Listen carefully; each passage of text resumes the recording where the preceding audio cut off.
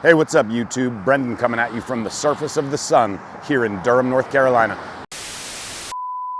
Hey, what's up, YouTube? Brendan coming at you from Top Secret Imports in Durham, North Carolina. Wanted to give you a little rundown of some feature inventory we have fresh in from Japan and our export partner Trademaster Co, the Japanese used car exporters known far and wide as one of the best in the business.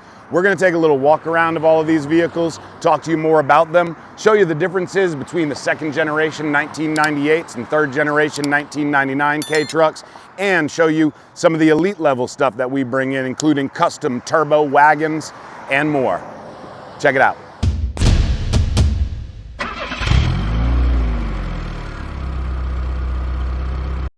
All right, next up, unit number 4, one of the cab forward older gen 97 Daihatsu Hijets, commonly known as the S110 chassis. The S110 is, of course, the four-wheel drive variant of the S100. These are going to be the units that they manufactured from, I believe, 91 right up through 98. This beautiful unit, again, comes to us through our Japanese export partner, Trademaster Co Limited. And like all of the other ones that we've featured today, this one is really, once again, just an immaculate condition. You've got a brand new battery. We were dealing with a couple of things earlier, and is opened up for the time being. This does have new tires, or newer used tires. However, this is one of those unique times where we are selling a truck in the summer and it still has a studless cold weather tire on it. So this is not really the kind of tire you would want to run in 180 million degree summer weather here in Durham, North Carolina.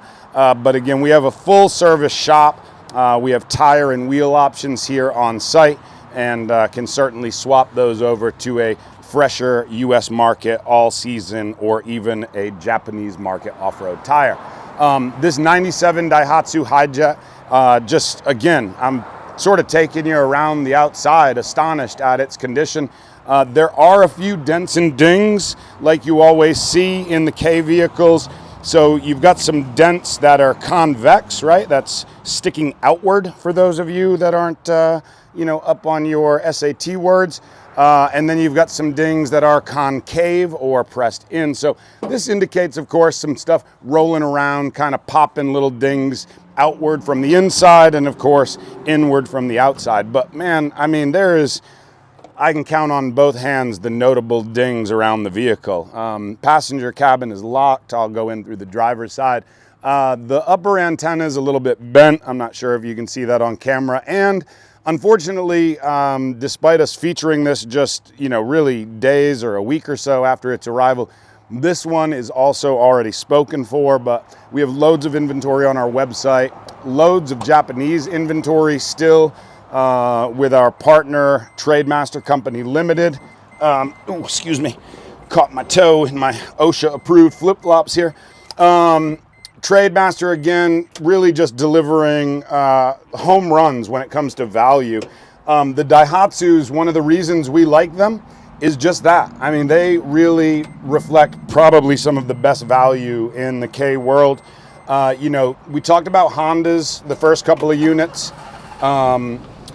Everybody, of course, is familiar with Subaru, very much a cult following with both of those. But Daihatsu, for the Yoda fans in the US, it blows my mind that Daihatsus aren't really just reigning supreme, because in the international market, this is the go-to of your tradespeople, small businesses, commercial fleet buyers. In countries where K-class vehicles are the norm, for people in the blue-collar world, the Daihatsu Hijet, I mean, they're still manufactured and sold today. And you know why? Mainly because their horns don't work, so they keep getting hit and people have to keep buying new ones. No, I'm just kidding. There we go. So one of the few things that you'll find, one of the few flaws you'll find in some of our new inventory is just uncovered on video. So Again, the Daihatsu interiors, you know, this one shows a little wear and a little staining from its years of use. It is, again, a medium mileage truck. It does have a little splitting on the upholstery, but this stuff really held up much better than the Honda upholstery, which was a very cheap vinyl that split right across the seam. This door card, unlike the Honda, is more of that just vinyl on a substrate. This is going to be much more similar to the Subaru Sambar door card. You do have your typical brake booster right here adjacent to the dash. And then the thing though, you know, Hondas are a full-time four-wheel drive. Daihatsus are going to have a transfer case. This one has a 2-speed transfer case. The engagement is, of course, electronic and push button up the top here. This is your air conditioning compressor button. So the one that's lit up, this one is equipped with factory air. But it was spec'd as a utilitarian unit featuring AM radio with, I don't even know, maybe a center console. Yeah, here you go. Look at that. That's your speaker in this unit. So this thing could probably stand some audio video upgrades, 5-speed transmission, and really just a super clean unit once again from our export partner Trademaster. This, like the other ones, I mean, it was, you know, check it over, gas, clean it, and go. We're going to take this for a spin as well, but, you know, we have a lot of test drives and spins we're taking. So stay tuned. I'm going to turn it off and get back to this one. So this is the 1997 Daihatsu Hijet, 4-wheel drive, air conditioned, although anytime that wants to start catching up with today's heat would be great. Let's see.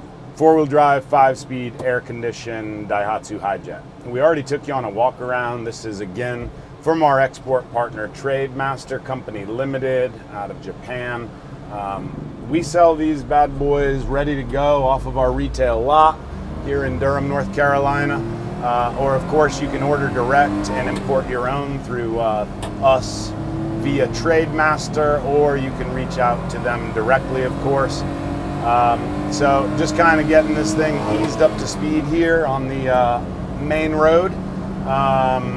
Like all the other K trucks, I took off in second gear because first is so incredibly low. We're already up into fourth. Again, I had some traffic kind of pushing up on me when I chose to pull out. So we are in fourth gear. We've got that up to about 90 kilometers an hour or 55 miles per hour. Coming up on that light here, I've taken my foot off the throttle to shed a little speed as we approach some slower traffic ahead, just kind of departing from the light. In fact, we've got kind of a little bit of a cluster here with a tractor trailer in the left lane, and looks like those latest generation Volkswagen Beetles to the left of me and in front of me. You don't see loads of those out on the road. So I don't know what to say about this one. You know, this is the cab forward S110. That's that under tray again. Now I'm just forgetting it's even there. S110 chassis Daihatsu Hijet. We are in fifth gear, air conditioning on, heading up this hill. We're doing 90 kilometers an hour. We're passing a 4Runner here on our left. We've got a Volkswagen ahead of us that has no idea where they're going, so they just moved right.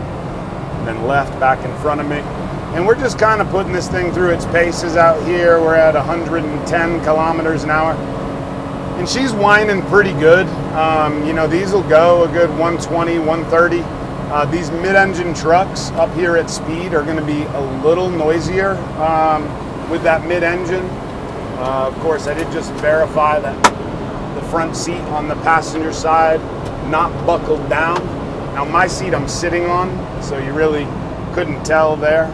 But we're just getting off this same rural exit here, East Durham, by our license plate, or our driver's license office, and actually the local DMV office that handles our VIN inspections is out this way. So just like the Acti, I waited and downshifted pretty late there. I also downshifted into fourth and then immediately again into third as I whipped the roundabout. Back up over this bridge here, and looks like one of our little clips is missing from the window crank. because when we closed the door, that came flying off apparently. So again, this second big roundabout, entering it into fourth gear, and then downshifting kind of at the start of the roundabout into third. Most people are not going to take those roundabouts quite as aggressively as I do. I'm doing that to just sort of illustrate the capabilities of the truck. You know, I tell people on test drives all the time, while these little things are shaped like a brick, they really handle quite well, are very nimble, and are very stable at speed in the curves and things. And mainly that's because we've got you know, the entire center of gravity is down below or at the same level as the frame under the cab, under the truck. So despite its brick-shaped appearance, it handles well like a stable brick, really. So, you know, if a brick could swing a swooping curve on the tail of the Dragon, it would, and this is kind of that, if that made any sense. You know, if a brick could chuck wood or something.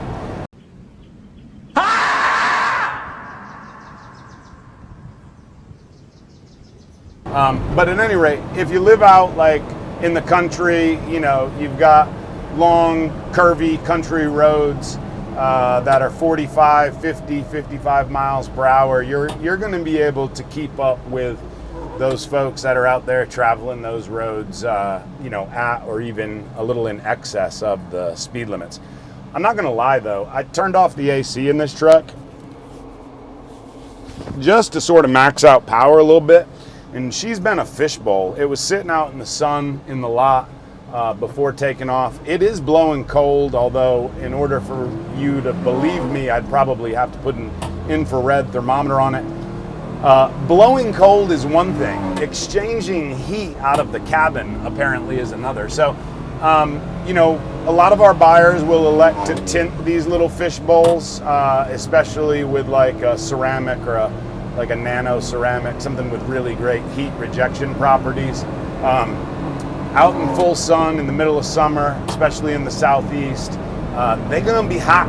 And these little air conditioners, you know, as you can tell on a 3 or 4 or 5 minute drive, you turn them off for a minute and the greenhouse effect is real. It got warm again in the cabin.